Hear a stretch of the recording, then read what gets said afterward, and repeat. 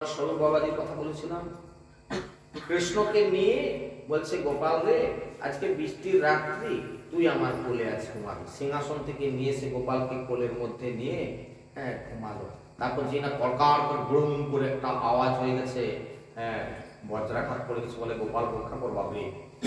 গোপাল বলে তাহলে আমি আর তোমার কোলে থেকে আমার লাভটা কি হলো? আমি বলে বাবার কোলে একটু আনন্দে আরামে নিশ্চিন্তে ঘুমাবো বলে, তুমি তো নিজেই বাবা হওয়ার আর তোমার সামর্থ্য কথা, তুমি বল বাপ গোপালের মুখে রক্ষা কর। তাহলে যদি সেই হয় তাহলে বাৎসল্য প্রেম তো ক্ষীণ হবে। বুঝাতে পারলাম কিনা দেখুন।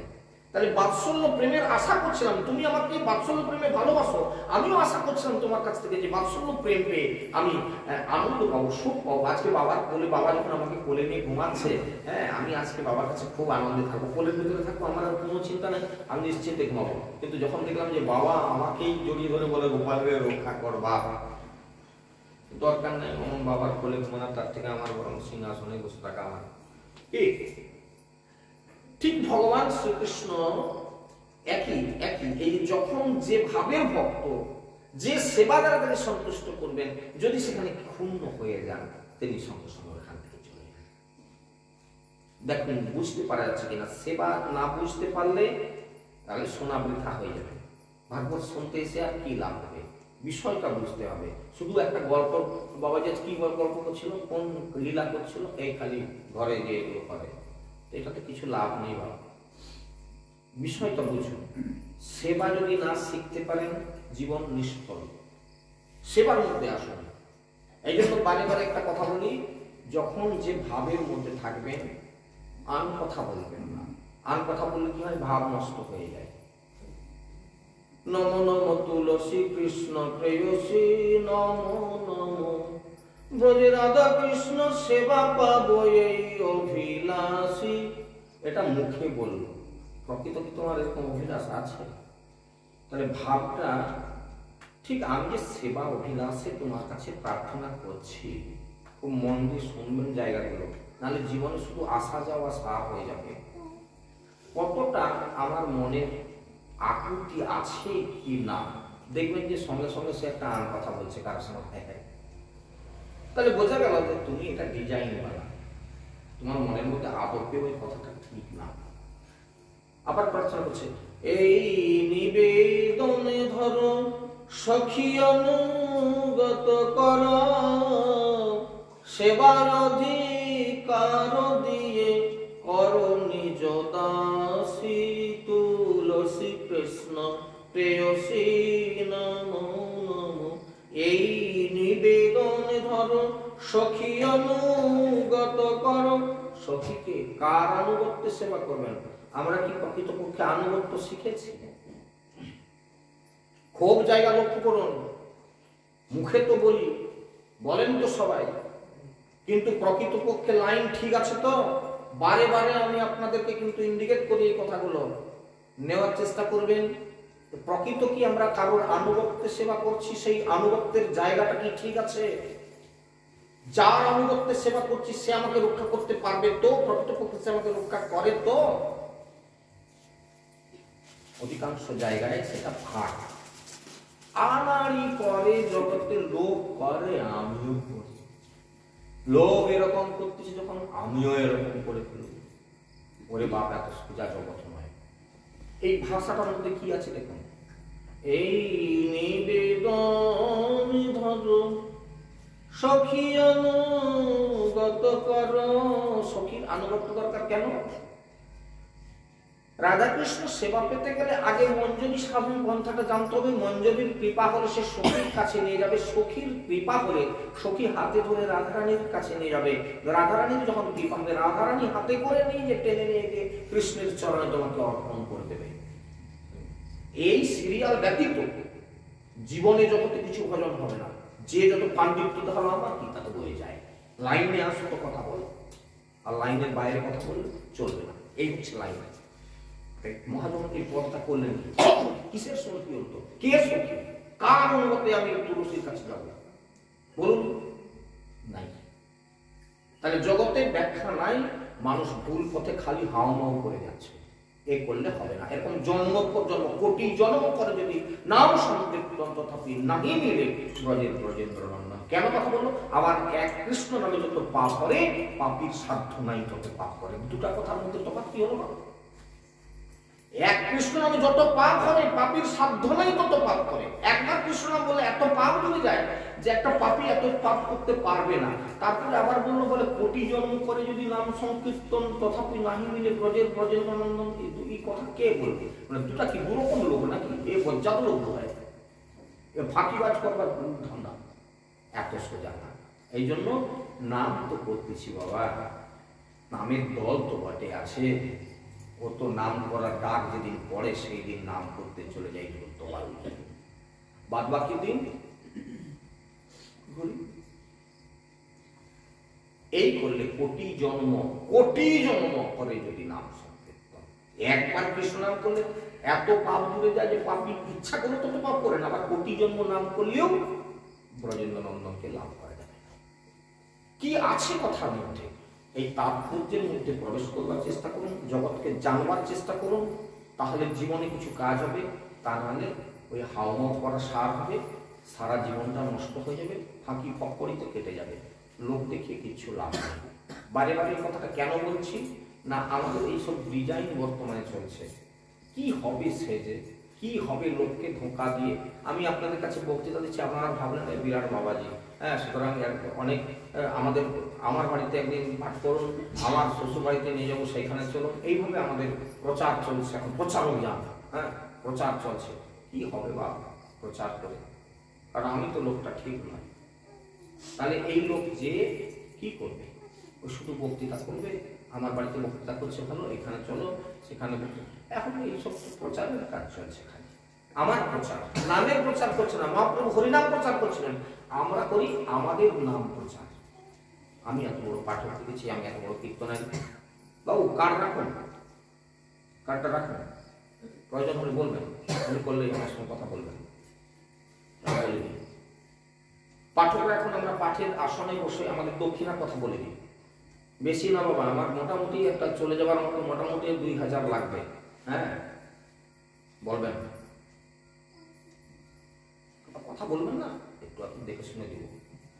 পাঠ করতে করতে এরকম প্রচারগুলো বড় বড় পাঠক করছে। ইউটিউব চ্যানেলে এরকম অনেক পাঠ শুনতে পাই, তাদের পাঠের মধ্যে ইউটিউবে এই কথাগুলো প্রচার করা আছে। আমার এটা তো একটু কথা বলবেন না, যদি 3-4 দিন হয় তাহলে একটু কথা বলবেন, কমে যাবে। কি অদ্ভুত কথা! কি তাহলে আমার উদ্দেশ্যটা কি? আমি তাহলে এই জায়গায় এসে আপনাদের কাছে আমি বলতে চাচ্ছি যে আমার উদ্দেশ্যটা তাহলে কি না, আমার নামের প্রচার হলো। সুতরাং তোমরা আমাকে আহ্বান করবে, আমার একটা ব্যবসাও চলবে। তাহলে আমাদের আসল উদ্দেশ্যটা প্রকাশ হয়ে গেল যে আমি পাটের ব্যবসা করতে চাই। পাটের ব্যবসা, পাটের ব্যবসা দেখেন না, পাট ব্যবসা। এখন দেশে পাট চাষ নাই, পাটের ব্যবসা। এটা পাটের বলিনি আমি, পাটের ব্যবসা, এর নাম পাটের ব্যবসা। এই ব্যবসা করে বেশি দিন চলবে না বাবা। এই জন্মটা পাটের ব্যবসা করে নিলেন, পরের জন্মে কি পাটের ব্যবসা করবেন? কোন পাট? সেই জন্য বাবা জগতে থাকুন, বিষয়কে জানুন, হো হো করবার কিচ্ছু দরকার নাই। এই জন্য ভিতরে প্রবেশ করুন। একটু রাস্তা চলা হয়, বারে বারে আপনাদের উদাহরণ দিয়ে বলি, একটু রাস্তা চলা হয়, ওই রাস্তাটা কিন্তু আপনার বেঁচে গেল, পরের জীবনে ওইখান থেকে চলা শুরু হবে। যতটা পারেন রাস্তায় চলুন, পথটা এগিয়ে রাখার চেষ্টা করুন, বেশি কিছু করার দরকার নাই। যতটা সামর্থ্য হবে ততটা চলুন। মাথা ঘুরাচ্ছে, আমি একটু আসছি আর যাবো, এই বড়গাছের গোড়ায় বসলাম। কাল সকালবেলা উঠে দোকান গোড়া পর্যন্ত যাবেন, ওইখানে বসুন। ওখান থেকে উঠে সেই 15 বছর পর্যন্ত যাবেন, ওখানে বসে থাকুন।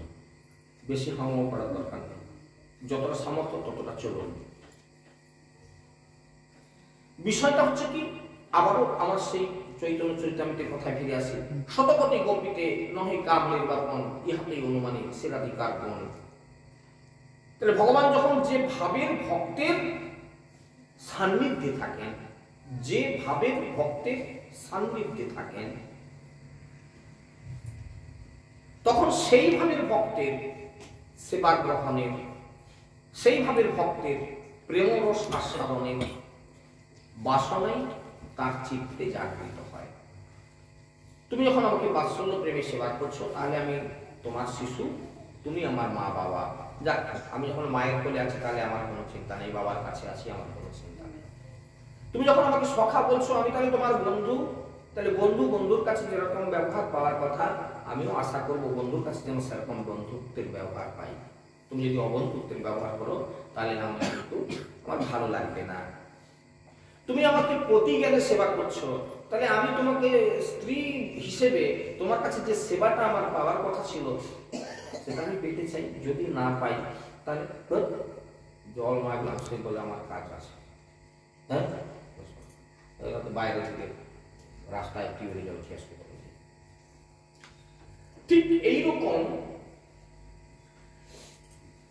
রাধার সেবা ব্যতীত, রাধার প্রেমরসের সিঞ্চন ব্যতীত এই আগুন নির্বাপিত হওয়ার সম্ভাবনা নাই। এই জন্য বলছে শতকোটি গোপীতে নহে কাম নির্বাপন। তাহলে অন্যান্য গোপী থাকলেও রাধা প্রেম ছাড়া আগুন নির্বার কোনো সম্ভাবনা নাই। রাজপ্রাসাদে যখন আগুন লেগে যায়, একটা ছোট করে উদাহরণ দিই, রাজপ্রাসাদে যদি আগুন লাগে, ঘটি ঘটি জল, ঘড়া ঘড়া জল, ঘটি ঘড়া ভরিয়ে পুকুরের জলে এটা নির্বাপিত হতে পারে না। হ্যাঁ, এটা কিছুতেই নির্বাপিত, খুব শক্তিশালী দমকলের দরকার। রাজবাড়িতে আগুন লেগে গেছে, এত বড় বাড়ি নিবানোর জন্য খুব শক্তিশালী দমকল না হলে এই আগুন নিবানো যাবে না। আপনি কি করলেন না, 2 ঘটি জল, 2 কলসি জল নিয়ে এসে কোথায় ঢালবেন? রাজবাড়ি ঘুরতেছে। ঠিক সেই রকম এই যে আগুনটা নিভিয়ে দেওয়ার, অর্থাৎ তীব্র বেগে অজস্র ধারায় দমকলের জল পড়বার দরকার আছে, তাহলে আগুন নিভাবার সম্ভাবনা থাকে। সেই জন্য প্রাসাদবাসীর ঘটি ঘোড়ার জন্য দৌড়াদৌড়ি না করে, কি পুকুর ঘাটে না যে দমকল বাহিনীকে খবর দেওয়া দরকার। ঠিক সেই রকম দমকল কার? রাধারানীর প্রেম, তিনি হচ্ছেন দমকল বাহিনী। হ্যাঁ, যে প্রেমের দ্বারা ভগবানের যে কামগুলি জাগৃত হয়েছে সেগুলো নির্বাপিত হতে পারবে। এই জন্য কান্তা প্রেমের আস্বাদনের বাসনা যে পরিমাণে শতকোটি গোপীর দ্বারা তৃপ্তি লাভ করতে পারে না, শ্রীকৃষ্ণের চিত্তে সেটা অপেক্ষা অনেক বেশি পরিমাণে বাসনা জাগৃত হয়েছিল। এই বেশি পরিমাণে বাসনা এবং শতকোটি গোপীর সাহায্যে জাগ্রত হয়নি। তাই যদি হতো তাহলে তিনি তার দ্বারাই তৃপ্তি লাভ করতে পারতেন। যদি সেটাতে হতো তাহলে ওই ব্রজগোপীদের দ্বারাই তিনি তৃপ্তি লাভ করতে পারতেন। কিন্তু বললেন যে শতকোটি গোপীতে নহে কাম নির্বাপন, এরকম ঘটি ঘটি জল ঢাললে আমার আগুন নিভবে না, তাহলে সেই বড় দমকলের দরকার। প্রভু কহে, বিষয় একবারে এই জায়গা পর্যন্ত, তাহলে প্রেমের সীমা পর্যন্ত আমি ঠেকে দিলাম। এরপরে আমার আর বলার কিছু নাই, আমার ভাবসা সব এখানে হারিয়ে গেল। আপনাদের কাজ এখান থেকে শুরু করবার জন্য বলি যে এরপরে আস্বাদনের দ্বারা আপনারা আমার থেকে অনেক বেশি বুঝবার চেষ্টা করুন, কারণ আমার ভাষা, আমার ভাব, আমার বলার শক্তি আর বলছে না। রাধা প্রেমের কথা আমি তো নিজেই বুঝি না, কি বোঝাবো আপনাদের। এই পর্যন্ত বিশ্রামে রেখে এইবার আবারও কথা বলছেন। প্রভু কহে যে লাগি আইলাম তোমার স্থানে। রায় রামানন্দকে বলতেছেন, রামানন্দ, আমি যে কারণে তোমার কাছে এসেছিলাম সেই সব রসবস্তু তত্ত্ব হইল জ্ঞানে। যাক, আমার ভাগ্য ভালো, আমি তোমার কাছে আসলাম যে আশা নেই, আমার ইচ্ছা পূর্ণ হয়ে গেল তোমার মুখের কথা শুনে। এ বেশে জানিল সেব্য সাধ্যের নির্ণয়। রামানন্দ, আমি জানতে পারলাম যে প্রকৃতপক্ষে সেবার বস্তু কি আর কোন সেবাতে তাকে সন্তুষ্ট করতে পারা যায় আমি জেনে গেলাম। আগে আর কিছু শুনিবার মন হয়। রামানন্দ, তোমার মুখে অমৃতের ধারা যেন বইছে। তোমার কাছ থেকে আমি সাধ্য সাধন তত্ত্ব জানতে পেরে আমি নিজেকে খুব ধন্য বলে, মহাপ্রভু বলতেছেন, আমি খুব নিজেকে ধন্য হয়ে গেলাম। তো আর যদি কিছু আমাকে বলার মতো থাকে তুমি একটু বলো, কৃপা করে। তোমার মুখের অমৃত কথা শুনতে আমার ভীষণ ভীষণ ভালো লাগছে। রামানন্দ বলে, আমি আর কি বলবো, কৃষ্ণের স্বরূপ কহ, রাধিকা স্বরূপ। মহাপ্রভু উস্কে দিচ্ছেন, কি বলবে? তাহলে কৃষ্ণের স্বরূপটা কি রকম? যে কৃষ্ণ শতকোটি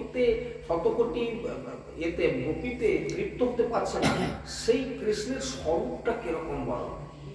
যে রাধারানী দমকল বাহিনীর মতো নাকি প্রেম বাড়ি পরিশোধ করে রাজবাড়িতে আগুন লেগে গেল নিভাতে পারে, সেই রাধারানীর স্বরূপটা কি তুমি আমাকে একটু বলো? কিরকম রাধারানী সে? দমকল বাহিনীর মতন প্রেম ধারা বর্ষণ করে সকলের আগুনকে নিভিয়ে দিতে পারে।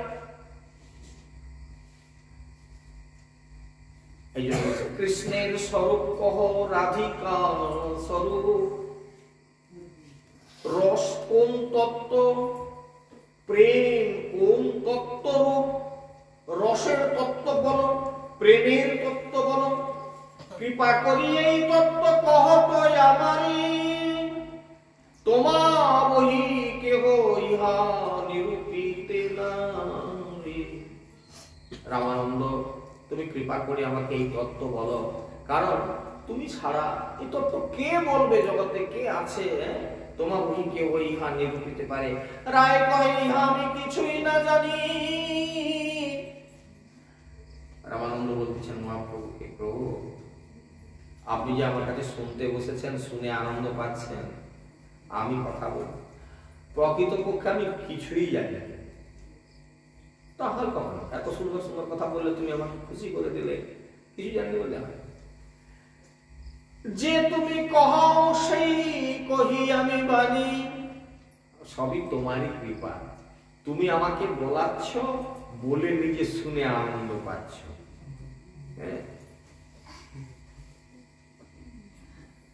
তাহলে কি এই জিহ্বা যন্ত্রে তুমি বসো।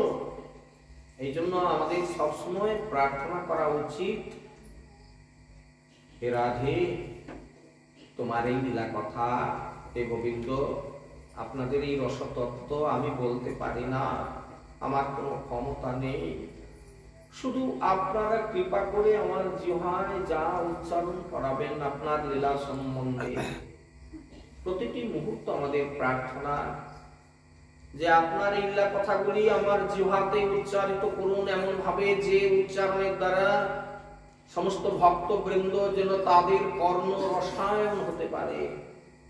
কর্ণ রসায়ন, এই কৃষ্ণ কথা শুনে তাদের হৃদয়ে যেন কৃষ্ণ প্রেম জাগৃত হয়। আমাদের এই প্রার্থনা সদা সর্বদা করা উচিত। আমি যে কথাগুলো বলবো এটা আমার না, আপনি কৃপা করে আমার জিহ্বায় বসে বলিয়ে দেন, এবং যে কথাগুলো হৃৎকর্ণ রসায়ন, ভক্তদের হৃদয়ের মধ্যে আপনি যেন প্রবেশ করতে পেরে যান এই ভাষার দ্বারা, এই বাণীর দ্বারা। এই কথাগুলো মানুষ বসে বসে শুনতে শুনতে তাদের কর্ণ রসায়ন অর্থাৎ কর্ণের তৃপ্তি সাধন করবে, এবং হৃদয়ের মধ্যে সেই কথাগুলো প্রবেশ করে কৃষ্ণ প্রেমের উদ্রেক করবে। তা না হলে শুধু তো কতগুলো ভুল বোকা ছাড়া আর কি। আমার কোন ক্ষমতা আছে আমি রাধা গোবিন্দের প্রেম তত্ত্ব আস্বাদন করাবো? কিছুই তো জ্ঞান নেই। রায় রামানন্দ বলছে তোমা বহি কেহ ইহা নিরূপিতে নারী। যখন মহাপ্রভু বললেন তখন রায় বলছে, রায় কহে আমি কিছুই না জানি, যে তুমি কহাও সেই কহি আমি বাণী। তোমার শিক্ষায় পড়ি যেন সুখের পাঠ, তোমার শিক্ষায় পড়ি যেন সুখের পাঠ। সাক্ষাৎ ঈশ্বর তুমি, কে বুঝে তোমার নাট। হৃদয়ে প্রেরণ করো জিহ্বায় কহাও বাণী, হৃদয়ে প্রেরণ করো জিহ্বায় করো বাণী। আমাদের হৃদয়ের মধ্যে তার কৃপা প্রবেশ করতেছে, সেই কৃপাটা জীব দিয়ে এই ভাষার মাধ্যমে এই বাণীটা বেরোচ্ছে। কি কহিয়ে ভালো মন্দ কিছু নাহি জানি, এর মধ্যে আমার কিছু নাই। কি আমি হলাম তোমার একটা যন্ত্র মাত্র। যন্ত্র না হলে তো এই যে হারমোনিয়ামটা, তো এই যদি সুর ঠিক মতো বাঁধা না থাকে, আমার কি কোনো যোগ্যতা আছে হারমোনিয়াম বাজিয়ে আমি একটা সঙ্গীত করতে পারবো? তাহলে হারমোনিয়াম সুরে বাঁধা আছে, ওই জন্য হারমোনিয়ামটা বাজারে সুরে বলে। খোলটা যদি সুরে না থাকে, সে আমি বলি তট তট, সে বলে থস থস, তা বললে কি হবে? খালি জিহ্বাই বললে হবে? তর তট বলতে কি সে থস থস করতেছে বললে হবে না। তাহলে ওকে ঠিক লাইনে বলাতে হবে। সেই বলানোর কাজ কি? ও তো মিস্ত্রি বেঁধে দিয়েছে খোলটাকে সুরে, ও তো হারমোনিয়ামের মিস্ত্রি একদম টান পুরা ধরে আমাদের কানে ঢুকিয়ে দিয়েছে সুর। তা না হলে আমার ক্ষমতা কি এত সুন্দর সুর তৈরি করবার? ঠিক একই জিনিস, আমরা হলাম একটা যন্ত্র মাত্র। প্রভু তোমার ইচ্ছা ব্যতীত এই যন্ত্র বাজবে না, তাই তুমি বাজাও। প্রভু কহে মায়াবাদী আমি তো সন্ন্যাসী, ভক্তি তত্ত্ব নাহি জানি মায়াবাদে ভাসি। জানো রামানন্দ, আমি তো মায়াবাদী সন্ন্যাসী, ভক্তি তত্ত্ব আমি কিছুই জানি না, আমি মায়াবাদে ভাসি। তো কোনো কারণবশত সার্বভৌম সঙ্গে মোর মন নির্মল হইল। সার্বভৌমের সঙ্গে কথা বলে আমার খুব ভালো লাগলো। আর সেই সার্বভৌম ভট্টাচার্যই, আমি সার্বভৌমকে বললাম যে কৃষ্ণ ভক্তি তত্ত্ব কথা তাহারে পুছিল। আমি বললাম যে তুমি আমাকে কৃষ্ণ ভক্তি হয় এরকম কিছু কথা আমাকে শিখিয়ে দাও, এরকম কিছু কথা আমাকে বলো। তো সার্বভৌম ভট্টাচার্য আমাকে বলল যে আমি কৃষ্ণ কথা জানি না, তো সবকিছু জানে রায় রামানন্দ, তুমি তার কাছে যাও। মানে রামানন্দকে এমন সুন্দর মোলায়েম করে দিচ্ছে আর কি, মেসেজ দিচ্ছে আর কি। বলে সার্বভৌম ভট্টাচার্যের সঙ্গে কথা বলতে বলতে আমাকে খুব ভালো লাগলো। আর তার কথা শুনে, আমি তো আসলে মায়াবাদী সন্ন্যাসী, আমি তো ভক্তি মুক্তি কিছু নাই আমার মধ্যে, আমি জানিও নি। তো সার্বভৌমের সঙ্গে দেখা হয়েছিল, সে আমাকে কিছু কথা বললো, তার কথাগুলো শুনে ভালো লাগলো। তা আমি বলি যে তুমি আমাকে কিছু কৃষ্ণ কথা শোনাও, কৃষ্ণ তত্ত্ব কথা কিছু বলো। সে বলে আমি কিছু সেরকম একটা জানিনি, সব কিছু জানে রায় রামানন্দ, তো তুমি তার কাছে যাও। তেহ করে আমি নাহি জানি কৃষ্ণ কথা, সবে রামানন্দ জানে, তেহ নাই হেথা সে এখানে নাই। তো সুতরাং আমি তোমাকে খুঁজে খুঁজে আইলাম, তোমার ঠাই আনিলাম তোমার মহিমা শুনিয়া, তুমি মোরে স্তুতি করো সন্ন্যাসী জানিয়া।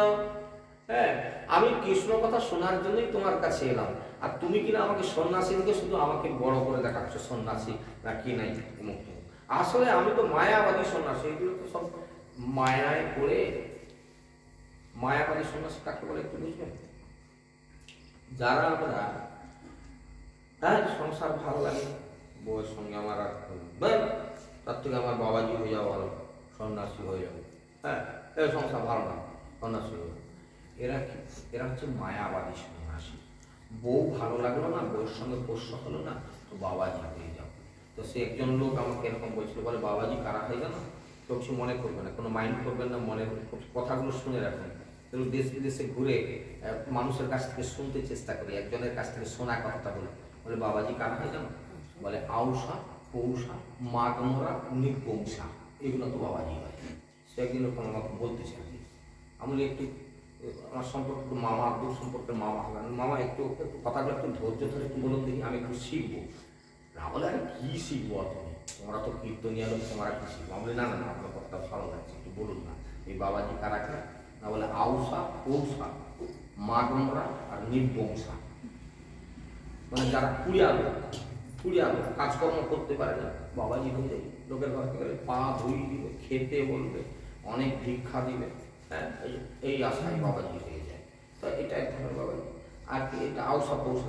তারপরে মাঘমরা, বউ মরে গেছে, কেউ যখন আমার নাই, তার থেকে বাবাজি হয়ে যাওয়া। বউ নেই, বেকার শুরু একলা হায়রান হবো কেন সংসারে, বাবাজি হয়ে গেলে।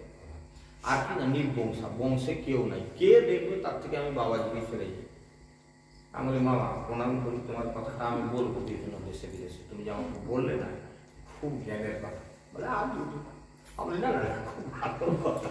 তো তার কথাটা সে অনেকদিন আগে প্রাপ্তি হয়ে গেছে, তো তার কথাটা আপনাদের কাছে আজকে শোনালাম যে এবার বাবাজি কারা হয় জানো, এরকম আউসা পৌষা কুড়িয়া লোক খেটে খাতে কতন নাই, তো বাবাজি হয়ে যায়। বউ মরে গেছে, কে রেঁধে দিবে, তার থেকে বাবাজি হয়ে যায়। ঘরে কেউ নেই, সংসার তো কেউ নেই, কে দেখবে, তার থেকে বাবাজি হয়ে যায়। এগুলা বাবাজি হয়। তো আমার কথা শুনে আমিও সেই রকমের লোক। তো এরা হচ্ছে মায়াবাদী। এই যে সন্ন্যাসী, এরা হচ্ছে মায়াবাদী। কি কারণে তুমি হয়ে গেছো না, এই কারণে বউ নাই, তো কি করবো, তার থেকে বাবাজি হয়ে গেছি। তো আমি সেই রকম লোক। মহাপ্রভু নিজেকে সেই রকম বোধ করাচ্ছে, আমি হচ্ছে সেই মায়াবাদী সন্ন্যাসী। পুষ্য হলো না, বউ ছিল, মানে মায়া নিজে বলতেছে ছিল, বিষ্ণুপ্রিয়া ছিল, পোষ্য হলো না তার সঙ্গে, এই জন্য ছেড়ে দিয়ে পালিয়ে এলাম। মায়াবাদী। তাহলে মায়া নিমিত্ত এরা সন্ন্যাস নেয়, মায়ার নিমিত্ত তারা বাবাজি হয়ে যায়, মায়ার নিমিত্ত পেলাম না তাই তারপর পেয়ে গেলে আবার ঘর সংসার করবে। খুব লক্ষ্য করবেন কথাগুলোর মধ্যে কি আছে।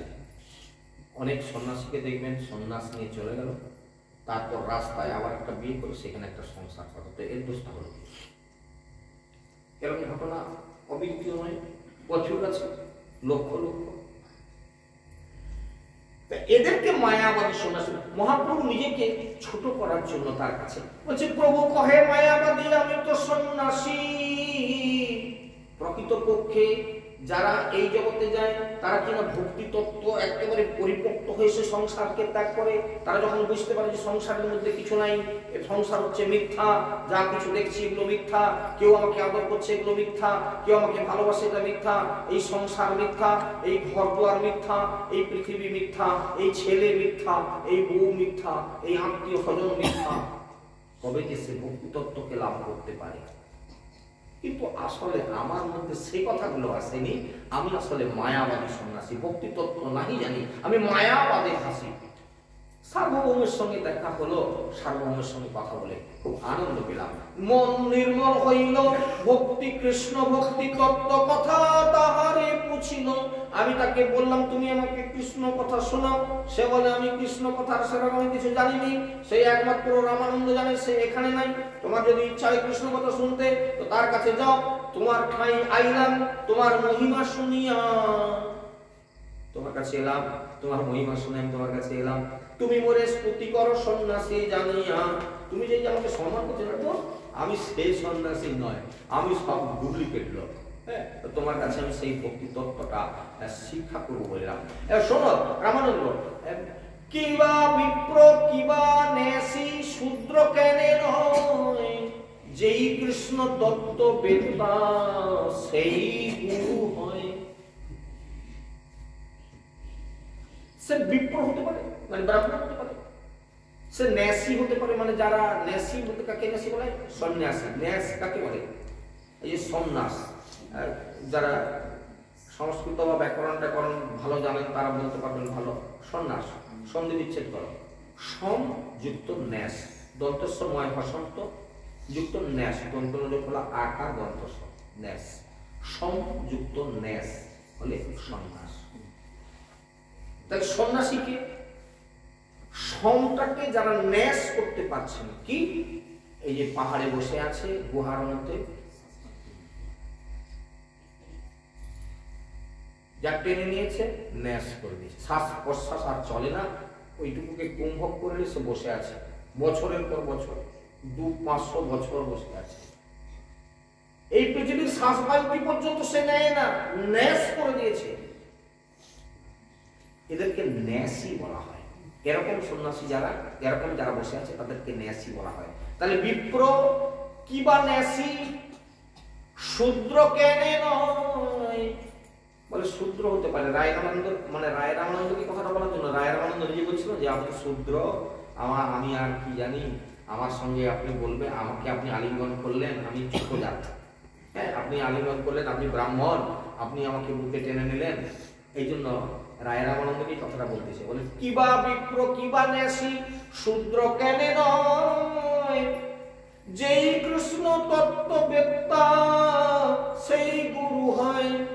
তো সুতরাং তুমি নিজেকে মনে করো না যে তুমি শূদ্র, হতে পারে সেই জাতিতে কি আমার জানা দরকার, সে বিপ্র কি ন্যাসী কি শূদ্রের লোক, কৃষ্ণ তত্ত্ব সম্পর্কে যে জ্ঞানী সেই আমার গুরু। সন্ন্যাসী বলিয়া মরি না করো বঞ্চন, রাধা কৃষ্ণ তত্ত্ব কহি পূর্ণ কর মন।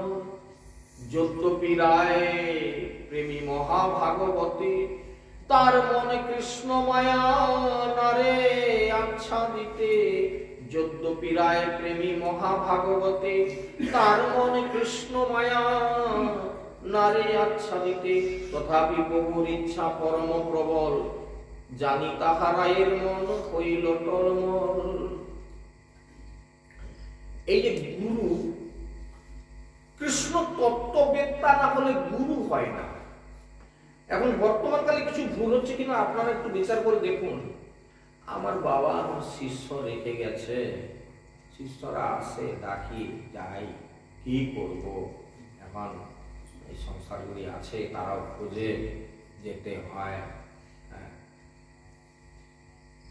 তাহলে কি কথা বললাম, বাবা শিষ্য করে রেখে গেছে, এখন শিষ্য বাড়ি আমাকে যেতে হয়। এমনিতেই তারা খুব সম্মান করে, আমি গুরুপুত্র বলে আমাকে সমাদর করে, প্রণাম করে, সম্মান পত্র দেয়, দক্ষিণা করে। কিছু একটা অনুষ্ঠান হলে আমাকে ডাকে, কি করবো, যতটা কম বেশি জানি আর নাই জানি যেতে হয়। এইরকম গুরুর সংখ্যা বাজারে প্রবল। প্রকৃত কি কথা ঠিক হলো?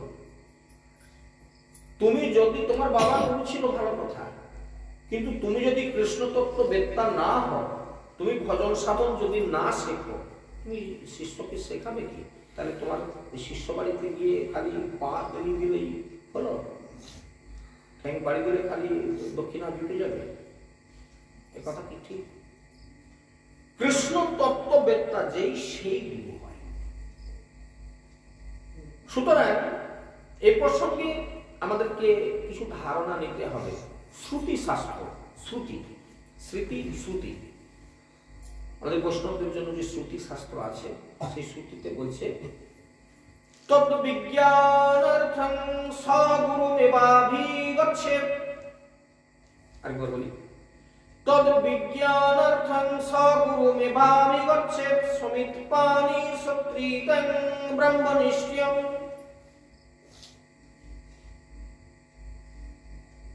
সে ব্রহ্মকে জানবার নিমিত্ত সমিত পানি হয়ে, সমিত পানি অর্থাৎ সমিত গ্রহণ পূর্বক বা বেদবিদ এবং ব্রহ্মনিষ্ঠ গুরুর শরণাপন্ন হয়ে, এবং উত্তম শ্রেয় জানবার জন্য যিনি ইচ্ছুক, উত্তম এবং শ্রেয় কি সেটা জানবার জন্য যার ইচ্ছা আছে, তিনি বেদে এবং বেদানুগত শাস্ত্রে সম্যক রূপে অভিজ্ঞ এবং পরব্রহ্ম ভগবানে অপরোক্ষ অনুভব সম্পন্ন। তাহলে পরোক্ষ অপরোক্ষ ভাব সম্পন্ন, অনুভব সম্পন্ন, যিনি ভগবত তত্ত্বকে উপলব্ধি করতে পেরেছেন, ভগবান কিসে সন্তুষ্ট হয় সেটা শিষ্যকে বোঝাতে পারবেন। খুব ভালো করে বুঝে দেখুন, আমি কথাগুলো বলছি না, গ্রন্থে বলা আছে।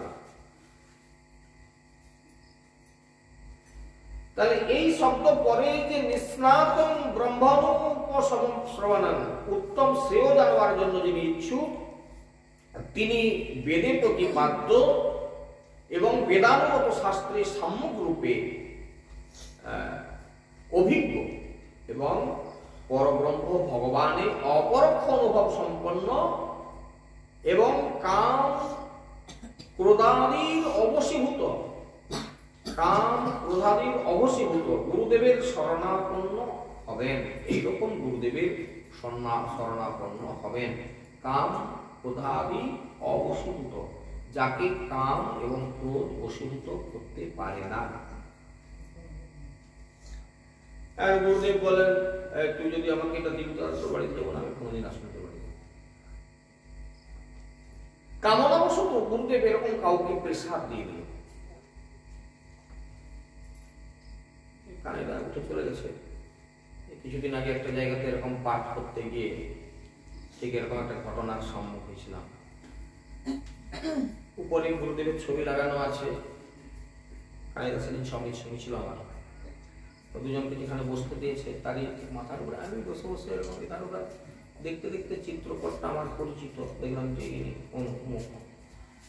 তো ভদ্রলোককে জিজ্ঞাসা করলাম যে ইনি আপনাদের গুরুদেব? না, হ্যাঁ। আমি তাহলে উনি যদি সেবার কাজ করবেন আসছেন নাকি? যদি এসে থাকে তাহলে তার সঙ্গে দেখা করবেন। ওনাদের অষ্টপ্রহর নামযোগ্য হবে, তার পূর্ব মুহূর্তে অধিবাসের আগে ভাগবত কথা করতে গিয়েছিলাম, সত্যি কথা যেটা। তারপরে উনি আসছেন, ভদ্রলোক আমার পাশে চলে আসলেন, একদম চেয়ার পাশে বসেছিলেন, উনি পাশে চলে আসলেন, দূর থেকে কথা হচ্ছিল, কাছে আসলেন। বাবুর দুঃখের কথা কি বলবো, ওনাকে আমি আহ্বান করি। সে কি অষ্টপ্রহর নামযোগ্য করছেন, আপনি গুরুকে আহ্বান করেননি? কে দেরি কাজ করছে? কে? আমাদের এখানে ঠাকুর বাড়ি আছে, যা সেই ঠাকুরও নিয়ে আসছে, সেই কাজটা করবে। কেন গুরুদেবকে বলেন না আপনার, আমি তো তাকে চিনি, তিনি সব কাজকর্ম করেন না। বলে বাবু বছর 4 আগে করছিলাম, ওনাকে আমি দিয়ে সন্তুষ্ট করতে পারলাম না, আমি অপারক হয়ে গেলাম শেষমেশ। আমি এমনই কিছু চাইলেন যে আপনি একদম অপারক হয়ে গেলেন, আপনার তো ঐশ্বর্য কম নেই, মানে ভালো ঐশ্বর্যবান লোক। গুরুদেব এত কি চাইবে যে দিতে পারলেন না? বলে বাবু এইখানেই রেখে দেন। আমরা ঠিক আছে। গ্রন্থ কি বলল, আমার জীবনের সঙ্গে এই জায়গাটা কি বলল, এই জন্য আমার উপলব্ধিগুলো এক এক সময় যখন পাই আপনাদের কাছে তুলে দিই। আমার উপলব্ধিগুলো দেশে বিদেশে ঘুরে বিভিন্ন প্রকার উপলব্ধি হয়। এটা চাক্ষুষ ঘটনা, এখানে এদের সাথে সঙ্গে ছিল, জানে, জিজ্ঞাসা করবেন এই কথাগুলো। চাক্ষুষ ঘটনা বলছে যে আমি 4 বছর আগে অসুস্থ করেছিলাম, উনি আসছিলেন, ওনাকে আমি সন্তুষ্ট করতে পারলাম না বলে আমি আর ডাকিনি, আমি খুব দুঃখিত। আমি যখন আর একটু ভালো করে জানতে চাইলাম কি এমন হলো যে মানে ওইখানে রেখে দেন, আমরা ঠিক আছে, এর বেশি আর তো মানুষকে আলোড়ন করা উচিত না। শ্রুতি কি বললো, তদ বিজ্ঞানার্থম সগুরুমেবাভিগচ্ছেৎ সমিৎপানি স্বস্তিকানি ব্রহ্মনিষ্ঠ্যম। কথাটা শ্রুতিতে বলা আছে, মুন্ডকে বলা আছে, মুন্ডক শাস্ত্রে। তাহলে যিনি উত্তম রূপে ভগবত তত্ত্বকে জ্ঞান করেছেন, যিনি জিজ্ঞাসু এবং শ্রেয় এবং বেদানুগত বা বেদানুগত শাস্ত্রের যিনি সমস্ত উপলব্ধিগুলো করতে পেরেছেন এবং যিনি কিনা কাম ক্রোধাদির অবশীভূত, এইরকম গুরুদেবের শরণাপন্ন হবেন। শাস্ত্র বলে দিল পরিষ্কার কথা। যার মধ্যে কামনা বাসনা থাকবে, কৃষ্ণ তত্ত্বকে উপলব্ধি তিনি কোনোদিন করতে পারবেন না, থাকলেও সেটা ক্রিয়া হবে না। কিরকম,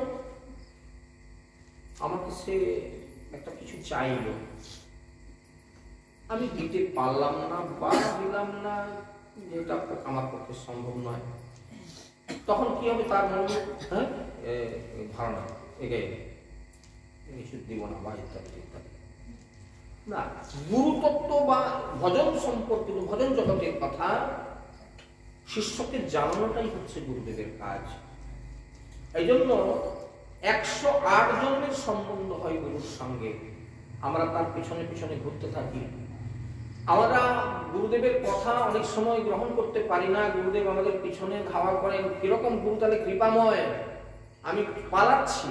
গুরুদেব বলছে, ও বাবা আয় না রে, আয় বস, আমি তোর পিছনে কত জন্ম করলাম, আয়। 108 জন্মে গিয়ে তিনি ডেকে বলতেছেন, আয় আমার কাছে বস, সাধু কথা শোন। অযাচিত অযাচিত মোহেন পতি রিজপু যাচি দেয় অলপতি না দূরমতি অগতি সততয় সতিমতি নাহি সুপ্রীতি লবলে শ্রী বৃন্দাবন যুগল ভজন ধন মোহি করল উপদেশ। কি উপদেশ দিবেন?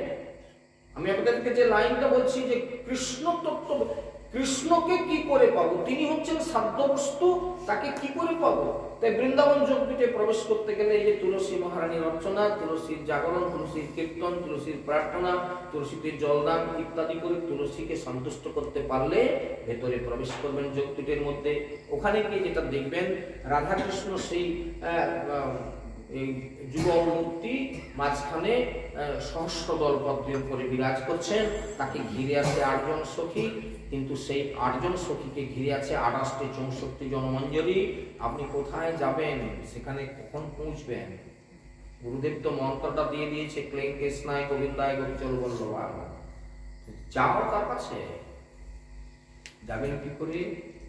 এবার গুরু আপনাকে হাতে ধরে তার যে মঞ্জরি সাধন করা আছে, যে মঞ্জরির তার সঙ্গে তার তীর আছে, সেই মঞ্জরির কাছে আপনাকে পৌঁছে দেবে। তুমি এই মঞ্জুরির সেবা করো, এই মঞ্জুরি যেদিন খুশি হবে সেদিন তোমাকে নিয়ে যাবে তার সখীর কাছে। এই চ্যানেল ছাড়া কারোরই যাওয়ার কোনো রাস্তা নাই। এই রাস্তা কেউ মানলেও ভালো, কেউ না মানলেও আমার কোনো দুঃখ নাই, কিন্তু এই পথ ছাড়া ভজন জগৎ কোনোদিন চলবে না।